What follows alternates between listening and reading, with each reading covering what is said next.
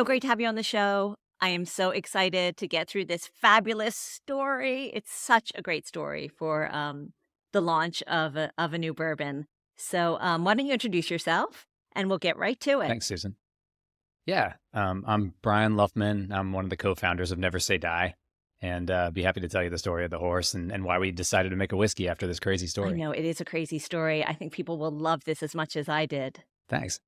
Yeah, so shall I explain how on earth I got involved with the bourbon brand and why this exists? Absolutely. Jump right in. Yeah, awesome. So I got a phone call one day about 8 years ago, and from a friend of mine. I'm in Lexington, Kentucky. That's where I'm calling you from today.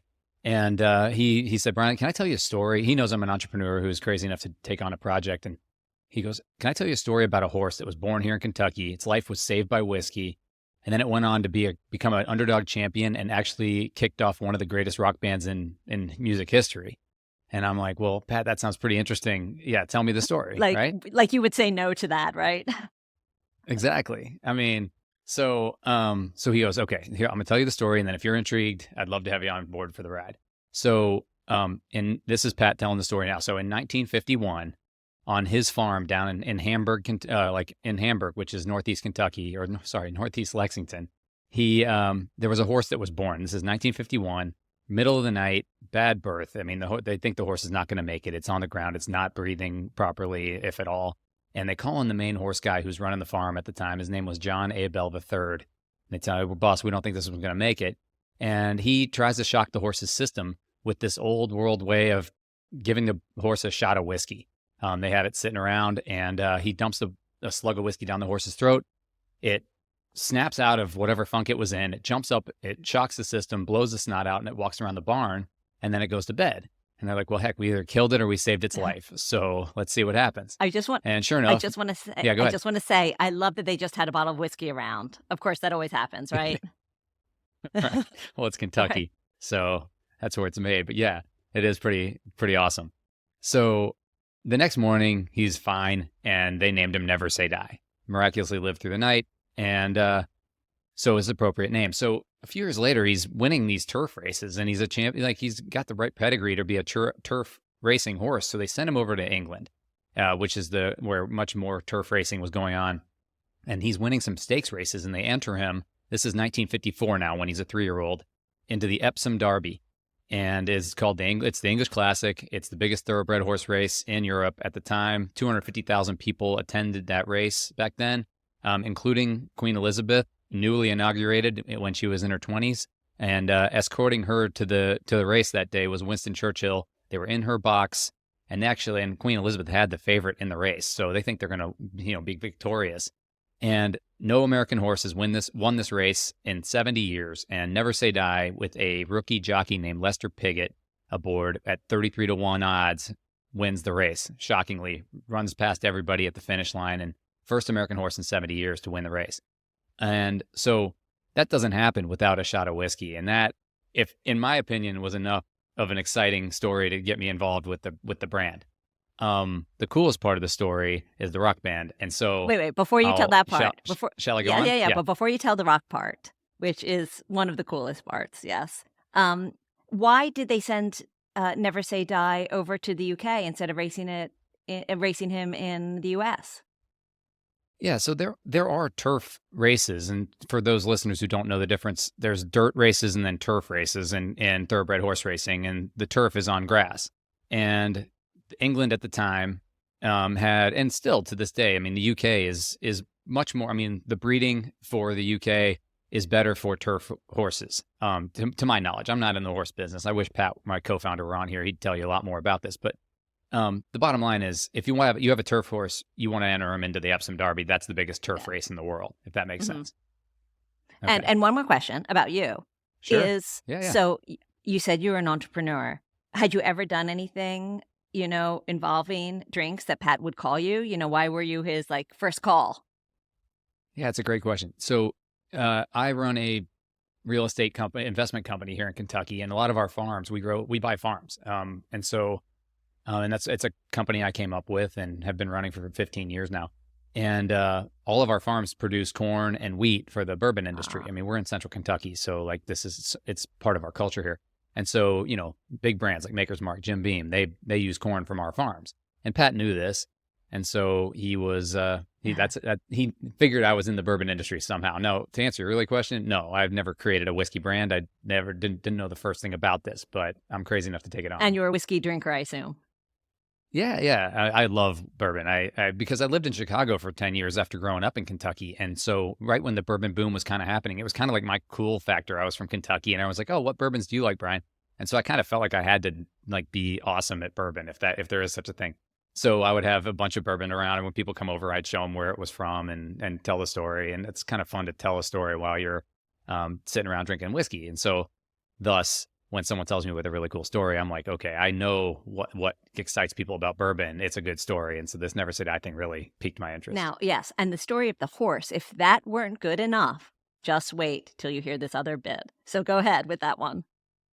Yeah. So back to 1954, we're in Liverpool now, and there's a woman named Mona Best, and she's down on her luck, doesn't have much money. Her son's a musician. And she has had her eye on this Victorian home in downtown Liverpool and obviously can't afford it. So she just pawns all of her jewelry. She just gets a premonition and she's like, I'm going to bet it all on Never Say Die. I see the name of this horse. I love the idea of Never Say Die. I'm kind of just looking for a last ditch effort to make something magic happen. And so she pawns all of her jewelry, bets it all, and multiply that times 33 with a 33 to 1 underdog. You've got a fortune. Or a small enough fortune to buy a Victorian home in Liverpool and develop a music venue in the basement of it. And so that was her plan.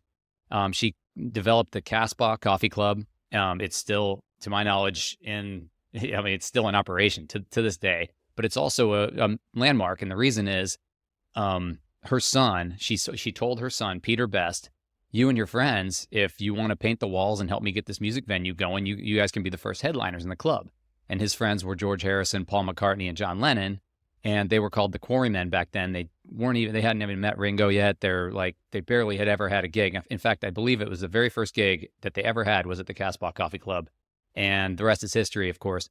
Peter Best ended up getting fired from the band and they replaced him with Ringo, which is just tragic for our story standpoint. But at the same time, it's all history. So without the shot of whiskey of this horse in Lexington, Kentucky, about 2 miles from where I'm sitting right now, maybe the Beatles never exist. Maybe Lester Piggott is never a Hall of Fame jockey, and that's the jockey that rode Never Say Die in that 1954 race.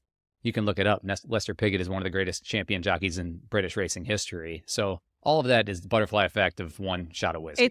It's so incredible. I mean, I get shivers because I loved the Beatles growing up, and it's just for me also to come upon this story and be able to write about it for a magazine. It was so exciting for me for this crazy set of circumstances that you could say created the Beatles, created, from creating not only Beatles, but a bourbon. And, it's one of these insane coincidental stories that you just couldn't make up.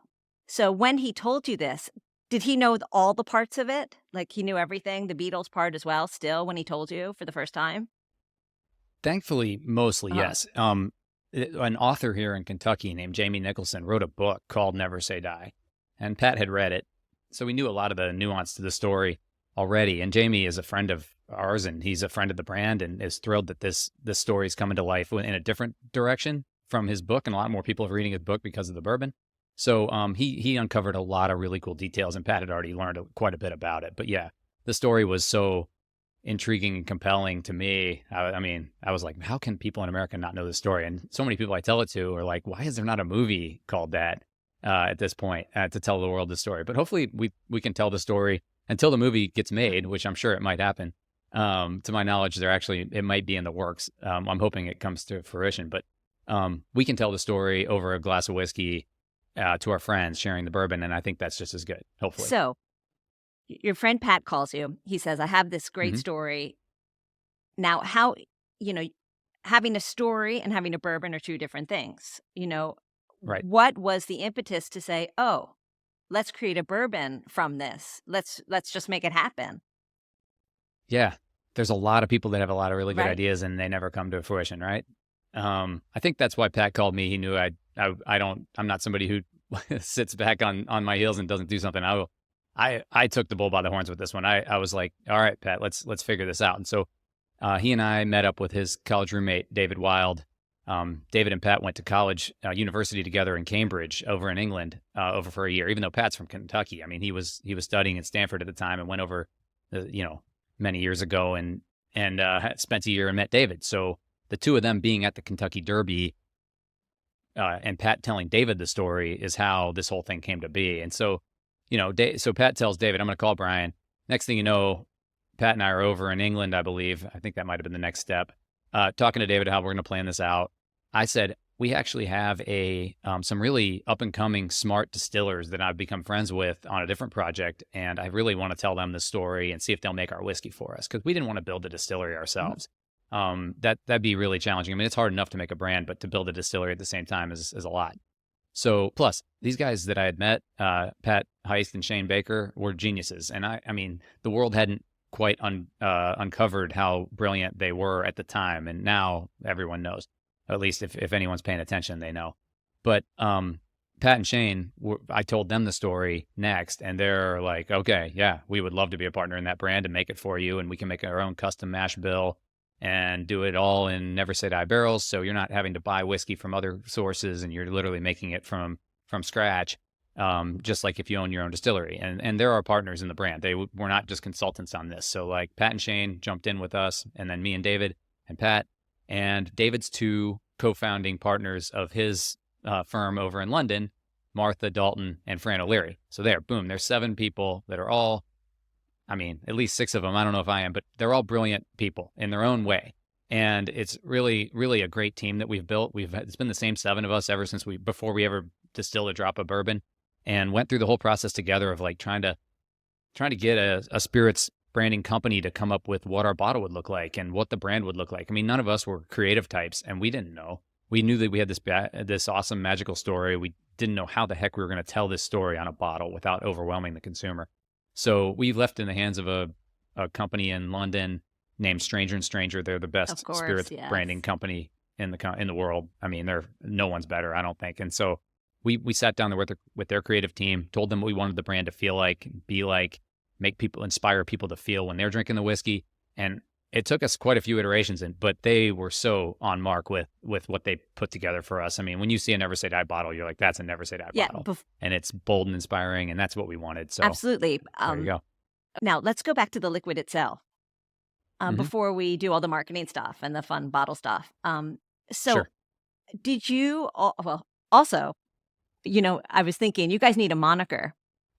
So you need like, not the Fab, the Fab Four. You need like the Spiritual 7 or something, Let's see if this thing actually becomes famous. Yeah, when it becomes famous, you will be the Spirited 7, maybe is better, or something like that. But so back to the liquid is, did you have an idea of the kind of bourbon you want? You wanted? Or did you just leave it in Pat and Shane's hands? Yeah. We've learned, leave it in the hands of people who are brilliant to do brilliant things. And so we just told them, make something special and unique.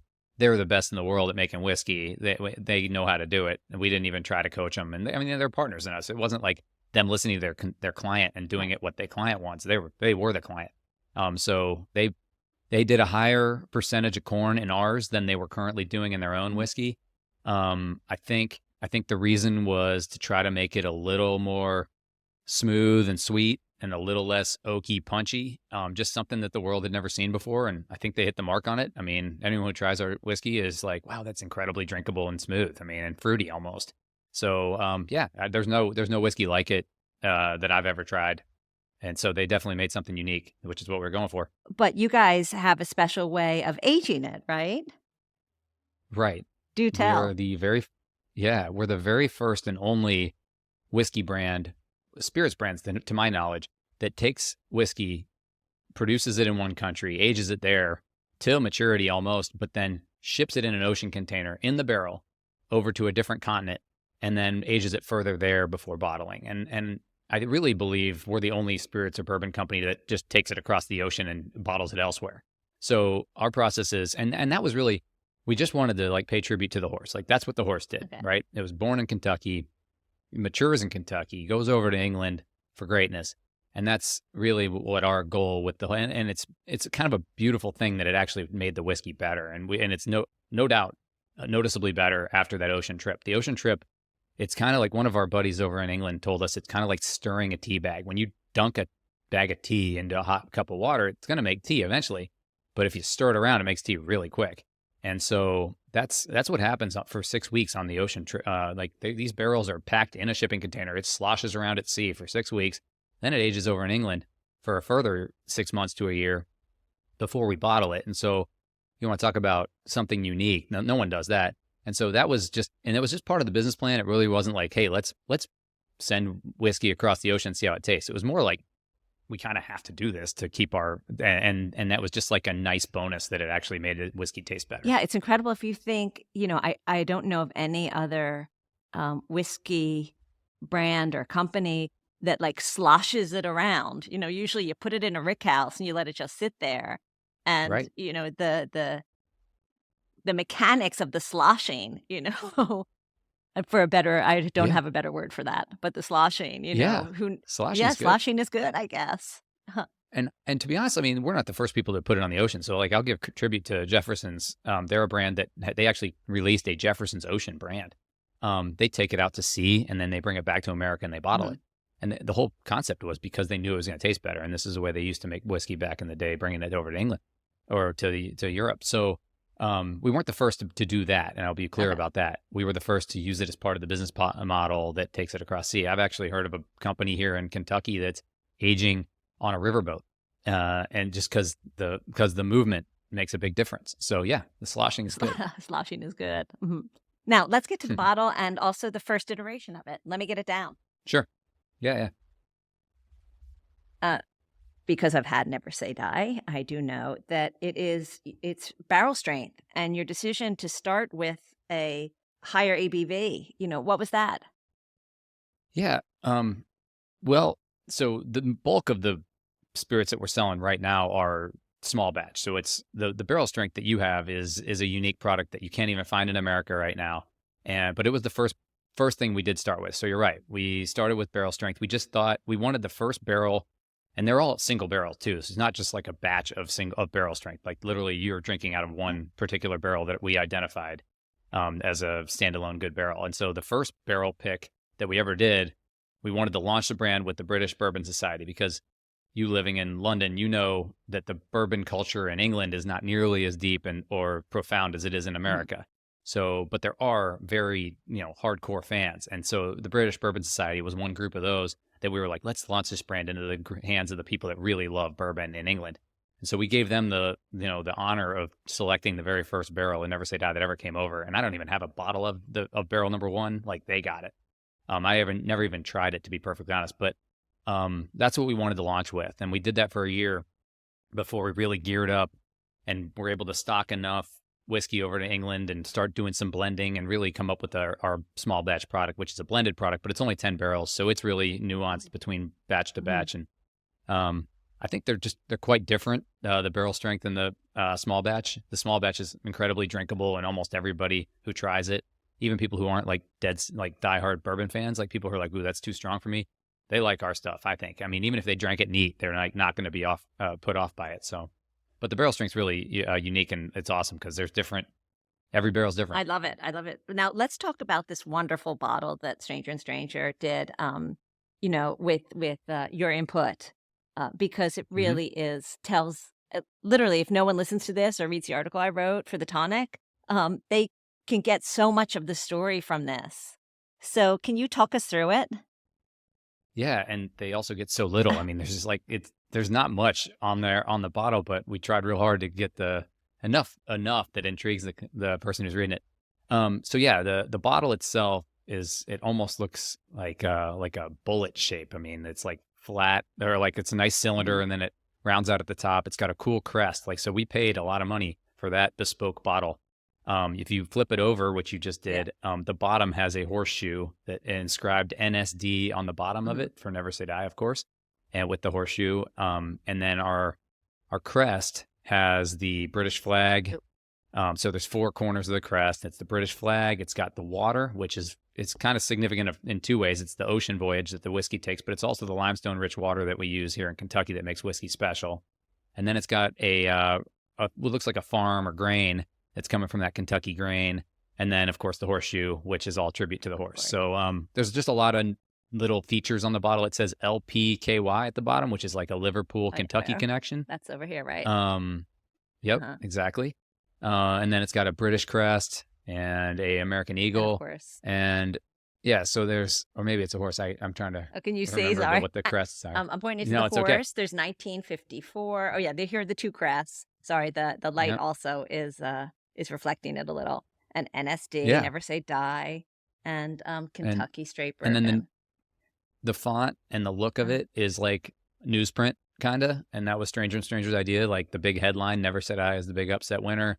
So it sort of looks a little bit like a newspaper, but in a cool, hip, modern way. And then I think the coolest feature on our bottle, which we kind of lucked into because the first few iterations, if we would have picked one of those that Stranger and Stranger came up with, it had nothing to do with the colors. And then when we came back to them for one more edit, and I think we thought it was our last edit, they were like, what if we use these colors? These were the colors that the jockey wore on his silks on that day when he ran that race. And they put that on the bottle, and all of us were like, boom, yeah, that's like done. The creative process is over. You guys just like sledgehammered it. So it's so that if you look at all of our branding has like it's almost like a magenta and then a grayish blue. Yeah, it's right here. And those are the two colors that Lester Piggott wore on his silks on that magical day in 1954. And also, one thing is that it looks like a ticket. Yeah, exactly. As well. Exactly. Take it to the race. Oh, here are the colors as well. You've been to with me, Susan, so we can talk about that later if you want. Susan was lucky enough to be involved with the Never Say Die launch over in England at the Epsom Derby appropriately. So that was really cool. We all had tickets. Oh, it was fabulous. I had never been before, and it was so exciting to launch it there. I mean, it was fabulous. It was great. Yeah. And it must have meant so much for you all to come over and be there with it. It was great. We had so many, I mean, we had like, our whole dream was to launch the brand at the Epsom Derby. I mean, that was really our goal. And when we called the jockey club who puts on the race, they were like so supportive of us.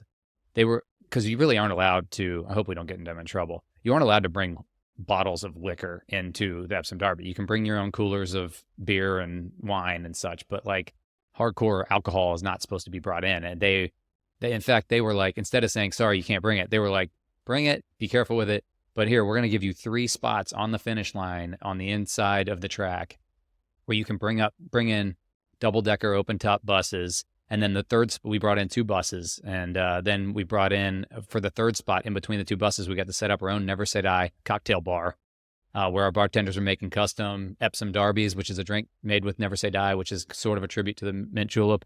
And we had, I think 60-something Americans came over for the race and for our big event, and quite a few British folks as well, including Susan and her friends. And so, man, what a party, and what a great way to kick it off. And it was a sunny, beautiful day in England. And I've never had more fun than that day. I mean, it was a blast. It was a blast. And I actually bet on one of the horses that was like 35-1, and I won. But unfortunately, I only put a pound down or something.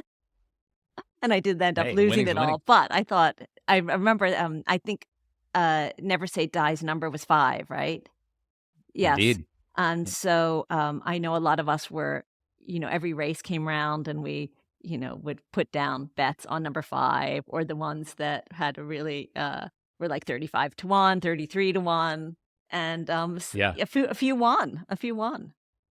Yeah. Including the big long shot. You're right. How crazy is that? I know. It was great. We should have known. So what is the future for Never Say Die? I'm bringing it back here so people can see it.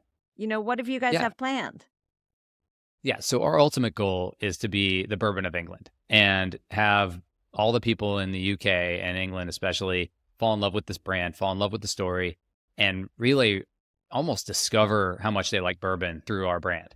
And then explore other bourbons, because the bourbon market in Kentucky and in America is enormous. I mean, compared to how much liquor is sold or bourbon is sold in the UK, it's like a drop in the bucket. So there's so much potential in that market for people to fall in love with a brand, and we hope it's ours. I mean, with the ties to England and all the steps that we've taken to make it a British brand, we hope that it's like all appreciated and cherished. in the meantime, what we're trying to do is, we can sell a lot of whiskey over in America, and that's what we're doing. People in America love the story too. In fact, most of them don't know the story. So it's really, as opposed to most people in the UK who have heard of Lester Piggott or the Beatles or the Casbah Coffee Club. No one in America's, I shouldn't say nobody, but most people haven't. So we're opening America's eyes to it and selling a lot of whiskey over in America, which is kind of fun because we're shipping containers across the ocean both directions. Right. I mean, we still are bottling it in England and then shipping it back to the US. And you want to talk about a nightmare from importing and exporting and customs and everything that we've learned how to do. But we've only launched our small batch bourbon. So the flagship product over in America so far. We're launching the rye here in about a month. So that lands next week here. I'm talking to you here on March 14th. But like by the end of March, we're going to have it into distribution in quite a few states in the U.S., online on Sealbox. So people will be able to buy the rye on Sealbox website and get shipped to like almost 40 states in the union. And so, launching the rye is key. And then eventually, maybe someday we'll launch the barrel strength over in the U.S. Well, you And just dropped the something ultimate, into there that you didn't talk about, which is the rye. So did you always yeah, have plans for a rye? I shouldn't say always. I mean, we're planning on a bourbon, but back to our founders being, brilliant. Shane Baker, the second year of production was like, you guys want to make some rye too? I mean, we make a pretty darn good rye, and you could have a separate product. And none of us had thought about that. And we're so glad that he said that. So our second year of production, we included some rye in there. And man, I'm so glad he did. It is, I don't know, my signature's on the rye bottle because it's my favorite product, and Martha's as well. Is Martha and I have been running this brand almost like as hard as we possibly can for the past 5 or 6 years. So our co-founders let us sign that bottle. And the rye has a very, I don't know if anyone who's listening has ever tried a rye, or maybe they liked it, maybe they didn't. You have to try our rye because it is unlike any rye whiskey I've ever tried. It's just got this smoothness to it. It's not quite as sweet as the bourbon, but it's close because it's made in a Kentucky style rye. There's still 33% corn in our mash bill for the rye. So as opposed to some ryes that are like 95% rye. So ours is only 56%. And but there's this herbaceous kind of minty finish with our rye that is, I've never tried it. I've never tried anything like it before. And it's killer in an old fashioned or any cocktail because it's at 105 proof. That's what we bottle it at. And so it's, I think the world's going to really love our rye whiskey, and hope they do. Oh, I'm sure. So already you have the old fashioned taken care of. You've got the Manhattan taken care of, and so you said you're also going to try and bring back the barrel strength like I have. Yeah, or maybe we'll just keep that a British product for a while. And then maybe if someone really wants to take a trip to England to try it, or cheat the system and buy it from one of our British retailers who will ship it to America, which do exist. They can get their hands on a barrel strength too. But it's kind of cool that that's going to be a British product for the time being. And then now let's go full step, like real into the future, Susan. Like it'd be really cool, since we don't own a distillery, to have some sort of place where fans could go in Lexington and also in England. It would be really cool. And obviously we're spending our resources right now just trying to get the story out and the bourbon out into distribution so that most people can learn about it. I mean, we're not putting any money in our pockets for years, but if we can reinvest into more whiskey and be able to tell the story to more people, but also into some kind of fan experience type places, that'd be that's the ultimate dream, right? And maybe we'll build a distillery someday, but at this point we don't really need that because we have killer distillery that helps us. Oh yeah, a fan experience for this would just be insane. Everyone who hears the story loves the story. So if they can get even more of the story, it's a perfect combination for success, really. Yeah. And maybe see some thoroughbred horses on the premises, and just a lot of things because Kentucky, for anyone who's not been to Kentucky, it's a gorgeous state where bourbon and horses pretty much reign. And it's really cool to come immerse yourself in both of those. And that's why it's really cool that both whiskey and horse racing, thoroughbred horse racing, coincide so well with our brand, which is why everybody comes to Kentucky anyway. And you have to get Paul McCartney to come to the opening of it, of course. I don't know how Ringo Starr would feel, but Paul McCartney. I sent Sir Paul a bottle, and I know that, to my knowledge, he received it. I don't have obviously a picture of him holding it or any thank you note or anything like that, but I do know that he has one. So because we know he knows the story and we know he knows that we exist, and that warms our heart. Yeah, that was gonna be my next question was, does he know? So that's cool. Does he know Yeah. about the horse? Has he ever said anything about the horse or, the I story? think you should try to get him on an interview, Susan. Would you do that? And ask him these questions? Because I would love nothing would make me happier than to hear Paul talk about I'd love it to that. imagine. Sir Paul, I don't need to know about, the Beatles Right. per se, because everyone knows. Just tell me about your relationship with Never Say Die and the bourbon, please. Right. Yeah, So good luck with that. that's Please do that's it. my goal. That's my goal. So, Yeah. yeah, I think you said it's available in 40 states. People can find it at least in England. I don't know if it's up in Scotland yet. I don't believe it Okay, so is. in Not England. yet. But in England, Uh-huh. yes. I think it ships Master of Malt, Whiskey Exchange, Whiskey World. There's quite a few. Selfridges just took on our product, which we're thrilled and elated about to be in such a high class retail establishment. And more are jumping online every day. I mean, like it's taken a bit. We've been in the market in UK for like over a year now, Yeah. but America, yeah, we're not quite in full distribution in 40 states. We're going to be in full distribution in about 8 states. Okay. For people who don't know, in America, And you have to go through a licensing process, sign on with the distributor, and so much work just to get one state opened. And then at that point, they have to get the retailers in that state to take ownership of the brand and put it on their shelves. And liquor sales in America are done at the retail level for the most part. Unlike in England where it's shipped to your door, America's either behind or they just like driving up and picking out their own bottle. Either way, it takes a lot of work to get it into full distribution in America, unlike in England where you can just put it on Master's Malt and then they can ship it to every yeah, door. it's 50, So we have 50 states, all with different yeah, let me rules. tell you. And we're in 8 and I'm like exhausted of just getting It's it worth into it to 8. get the So 42 others, I'm sure. thank Yeah, goodness. Yeah, I'll do it. We'll do it. I'm sure. So, anything else to tell me? No, I just want to thank you for helping us tell the world about this story. I think it's super cool that you reached out to us in particular because you were lucky enough and we were so lucky to have you at the race with us. I mean, we invited quite a few people and Susan was lucky and awesome enough to take us up on the offer, and I think we made it worth your while. And I see you smiling, knowing you had a great time. So thank you for telling the world about this brand. Nothing makes us happier than when people sit around the table, cracking open a bottle, and Never Say Die and tell the story to their friends. That's the And dream. what a story it is. What a story it is. So it is Thanks. so great to have you on the show. Thank you so much for coming here.